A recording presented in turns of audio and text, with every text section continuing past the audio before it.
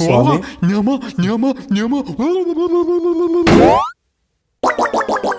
స్వామి నన్ను ఎలాగైనా మీరే కాపాడాలి. బిడ్డా, నీకు ఏం కావాలో చెప్పు. ఏం చేయాలో అర్థమైతలేదు.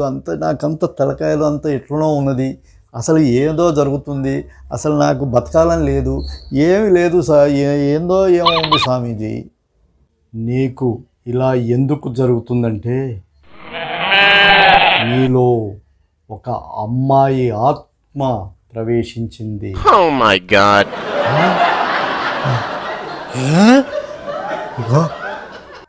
ఆ ఆత్మని అట్లనే నా లోపలనే ఉంచు స్వామి. Oh no. ఎందుకురా